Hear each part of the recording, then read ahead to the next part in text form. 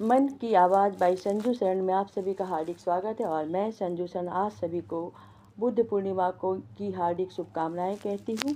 और आज मैं अपने जिस तरह के विषय लेके आती थी उससे अलग मैं एक अन्य नए विषय पे आ रही हूँ।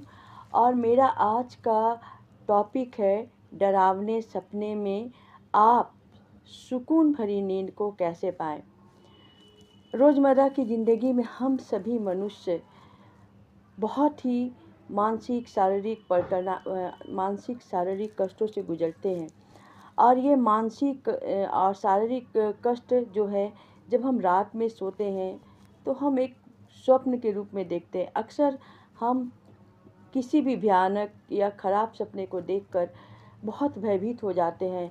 और हमारे हिंदू क्या सारे धर्मों में सपनों से जुड़ी एक कुछ अलग अलग कहानियाँ होती है कि फला सपना देखने से फला होता है, ढेका होता है।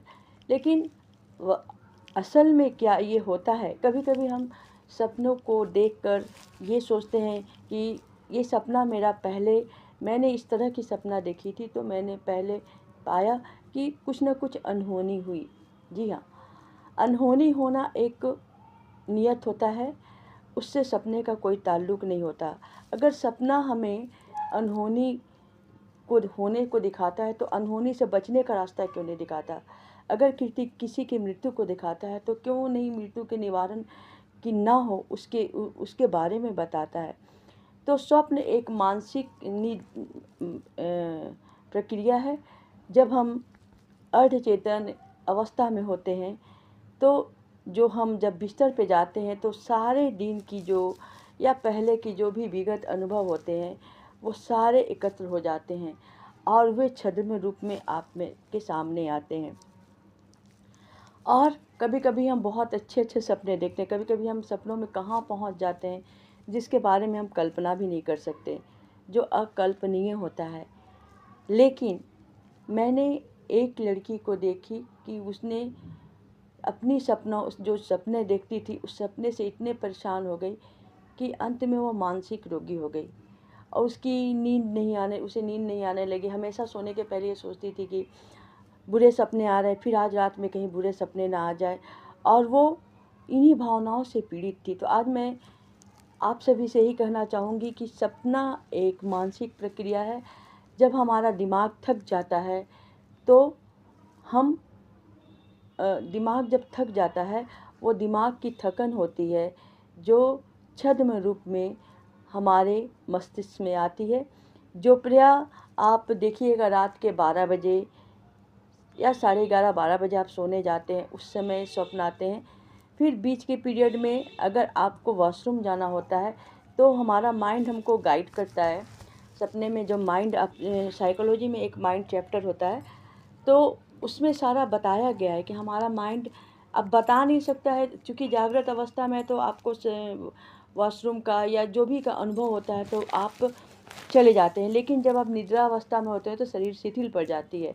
तो आपने कभी कभी ये भी स्वप्न देखे होंगे, मेरे बिस्तर पे मैंने क्या किया, अपना यूरिन बिस्तर पे निकल गया, या बहुत सारी चीज़ें हैं। तो आपको लगता है एक्चुअली वो होता नहीं है, क्योंकि आपको यूरिन का फील होता है लेकिन आप जो है सो जा नहीं पाते। तो सपना हमें ये बता देता है कि अब उठो, तुम जाओ। या फिर उस समय कुछ गलत सपनाएं देखने लगते हैं। आप महसूस कीजिएगा, जब भी कोई बुरे सपने आप देखते हैं तो आपको आपके पेट के अंदर या गैस का फॉर्म होगा, या आपको सुबह में निवृत्त होने की अवस्था होगी। तो आपको लगेगा कि आप कहीं खेत में हैं, या फिर कुछ भयानक से सपना देखेंगे। एक्चुअली वो माइंड हमारा कहता है कि तुम उठ जाओ, तुम जाग जाओ, तुम उठ जाओ। अब हम क्या करें कि हम बुरे सपने को ना देखें। हम बुरे सपने इसलिए देखते हैं कि दिन भर में जो भी सारी चीज़ें हम देखते हैं, टीवी न्यूज़, बहुत सारी घटनाएं हैं, बहुत सारी पुरानी अनुभव है, दादा दादी की कहानियां हैं जिसमें भूत प्रेत पिशाच की कहानियां होती है, पुनर्जन्म की कहानियां होती है।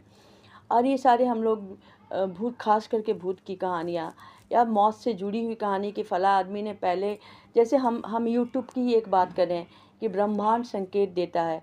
अब ब्रह्मांड संकेत देता है, उस समय ये था कि जिस समय एक बड़े से भूकंप आया था तो वो व्यक्ति को महसूस हो गया था, या फिर एक व्यक्ति को मैंने एक प्लेन एक्सीडेंट होने के पहले उसका विवरण पढ़ा तो उसकी प्लेन छूट गई थी, तो यानी कि ब्रह्मांड संकेत देता है कि तुम यहाँ मत जाओ।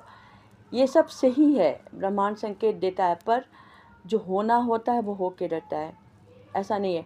टाइटैनिक के बारे में भी यही कहा गया था कि टाइटैनिक डूब जाएगी, लेकिन क्या लोगों ने टाइटैनिक डूबने के जो चर्चाएँ हुई थी, तो लोगों ने क्या टाइटैनिक में बैठा नहीं था, टाइटैनिक में सफ़र नहीं किया था।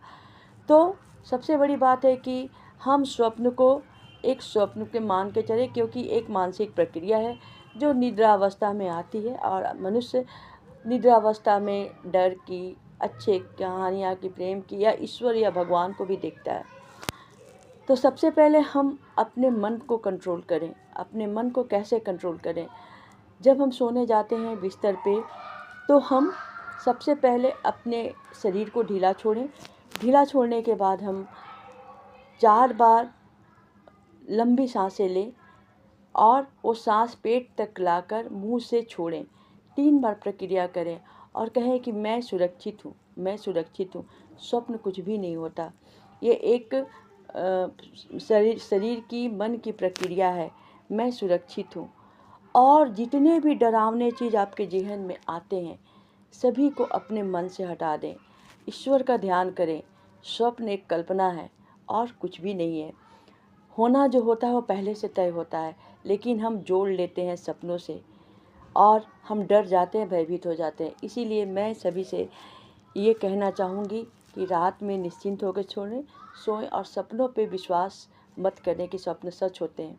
कभी कभी स्वप्न हमें बूस्ट भी करते हैं, तो हम बूस्ट हो जाते हैं सपने से, लेकिन भयभीत ना हो और मेरी इन बातों को फॉलो करके अपने लाइफ को सफल बनाइए, सुखद नींद को लाइए। जय हिंद, जय भारत।